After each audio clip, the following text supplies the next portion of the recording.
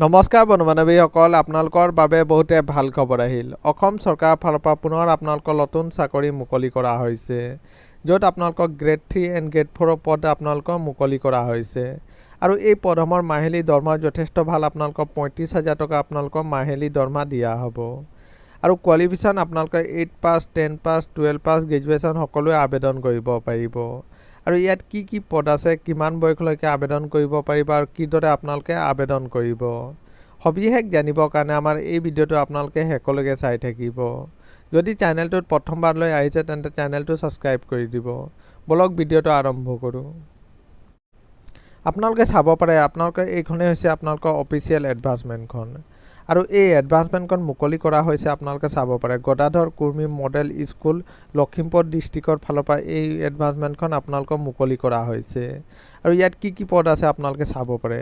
আপোনালোকৰ প্ৰথম ভেকেঞ্চিটো আছে আপোনালোকৰ জুনিয়ৰ এছিষ্টেণ্টৰ, আপোনালোকৰ গ্ৰেড 3 পদ। আৰু ইয়াত আপোনালোকৰ টোটেল ভেকেঞ্চি আছে, আপোনালোকৰ দুটা টোটেল ভেকেঞ্চি আপোনালোকক মুকলি কৰা হৈছে। আৰু আপোনালোকৰ মাহিলী দৰমহাও যথেষ্ট ভাল। আপোনালোকৰ 14,000ৰ পৰা আপোনালোকৰ 70,000 পৰ্যন্ত আপোনালোকৰ মাহিলী দৰমহা দিয়া হ'ব। লগতে গ্ৰেড পে থাকিব আপোনালোকৰ 5,600 টকা আপোনালোকৰ গ্ৰেড পে দিয়া হ'ব। আৰু কোৱালিফিকেশ্যন বিচাৰিছে আপোনালোকে বেচেলাৰ ডিগ্ৰী কৰা হ'ব লাগিব। আৰু যিকোনো ষ্ট্ৰীমৰ পৰা আপোনালোকে বেচেলাৰ ডিগ্ৰী কৰা হ'ব লাগিব, আৰ্টছ, ছায়েন্স, কমাৰ্চ যিকোনো ষ্ট্ৰীমৰ পৰা। আৰু লগতে আপোনালোকৰ বিচৰা হৈছে আপোনালোকৰ কম্পিউটাৰ চাৰ্টিফিকেট। আপোনালোকৰ 6 মানৰ আপোনালোকৰ কম্পিউটাৰ চাৰ্টিফিকেট থাকিলেই আপোনালোকে আবেদন কৰিব পাৰিব। আৰু 2 নম্বৰ ভেকেঞ্চিটো আছে আপোনালোকৰ মাল্টিটাস্কিং ষ্টাফৰ, আপোনালোকৰ গ্ৰেড 4 পদ। আৰু ইয়াত আপোনালোকৰ টোটেল ভেকেঞ্চি আছে, আপোনালোকে চাব পাৰে দুটা আপোনালোকৰ টোটেল ভেকেঞ্চি মুকলি কৰা হৈছে। আৰু গ্ৰেড 4 পদমৰ মাহিলী দৰমহাও যথেষ্ট ভাল। আপোনালোকৰ 12,000ৰ পৰা আপোনালোকৰ 52,000 পৰ্যন্ত আপোনালোকৰ মাহিলী দৰমহা দিয়া হ'ব। আৰু গ্ৰেড পে দিয়া হৈছে আপোনালোকৰ 3,900 টকা আপোনালোকৰ গ্ৰেড পে দিয়া হ'ব। আৰু কোৱালিফিকেশ্যন বিচাৰিছে আপোনালোকে চাব পাৰে মাথো 8 পাছৰ পৰাই আপোনালোকে এই গ্ৰেড 4 পদসমূহৰ বাবে আবেদন কৰিব পাৰিব। আৰু লগতে আপোনালোকৰ বিচৰা হৈছে আপোনালোকৰ এমপ্লয়মেণ্ট এক্সচেঞ্জ কাৰ্ডখন আপোনালোকৰ বিচৰা হৈছে। আৰু বয়সৰ সময়সীমা বিচৰা হৈছে আপোনালোকে চাব পাৰে 18 বছৰৰ পৰা আপোনালোকে 40 বছৰ পৰ্যন্ত আবেদন কৰিব পাৰিব জেনেৰেল কেটেগৰীয়ে। আৰু আপোনালোকৰ লগতে এইজ ৰিলেক্সনো আপোনালোকৰ দিয়া হৈছে। OBC হ'লে আপোনালোকৰ 3 বছৰ, আৰু আপোনালোকে SC ST হ'লে আপোনালোকে 5 বছৰলৈকে আপোনালোকে এইজ ৰিলেক্সন পাব। আৰু এইসমূহ পদৰ বাবে আপোনালোকে অফলাইন আবেদন কৰিব লাগিব। অফলাইন আবেদন কৰিবৰ কাৰণে আপোনালোকে ষ্টেণ্ডাৰ্ড ফৰ্ম ফিল আপ কৰি আপোনালোকে নিজৰ ডকুমেণ্টসমূহ লগত গাঁঠি আপোনালোকে পোষ্টযোগে আপোনালোকে পঠাব লাগিব। আপোনালোকে চাব পাৰে আপোনালোকৰ এড্ৰেছ দিয়া হৈছে office of the district commissioner লখিমপুৰৰ।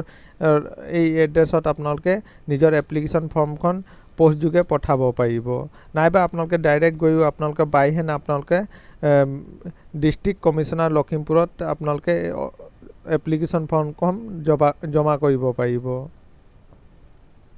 আৰু এপ্লিকেশ্যনৰ লাষ্ট ডেট ৰখা হৈছে আপোনালোকে 15 আগষ্টলৈকে এইসমূহ পদৰ বাবে আবেদন কৰিব পাৰিব। আৰু আপোনালোকৰ কি কি ডকুমেণ্টছ লাগিব আবেদন কৰিবৰ কাৰণে আপোনালোকে চাব পাৰে। আপোনালোকৰ এইজ প্ৰুফ লাগিব, আপোনালোকৰ কোৱালিফিকেশ্যন চাৰ্টিফিকেটসমূহ লাগিব, লগতে আপোনালোকে মাৰ্কশ্বিটসমূহ দিব লাগিব, কাষ্ট চাৰ্টিফিকেট, এক্সচেঞ্জ কাৰ্ডখন দিব লাগিব, আৰু 2 কপি আপোনালোকে পাছপৰ্ট চাইজ ফটোগ্ৰাফ দিব লাগিব।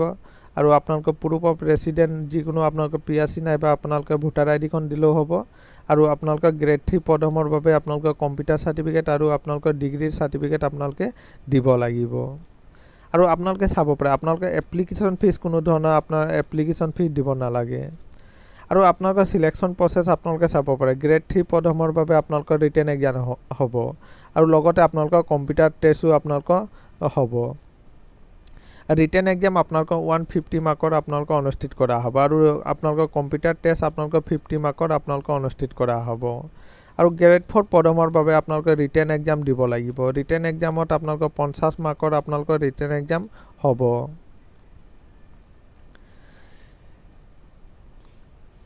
এইটোৱে আছিলে বন্ধু-বান্ধৱীসকল এটা সৰু সুৰা ইনফৰ্মেশ্যন। সদায় এইদৰে জব নটিফিকেশ্যন পাই থাকিবৰ কাৰণে চেনেলটো ছাবস্ক্ৰাইব কৰি দিব। ধন্যবাদ।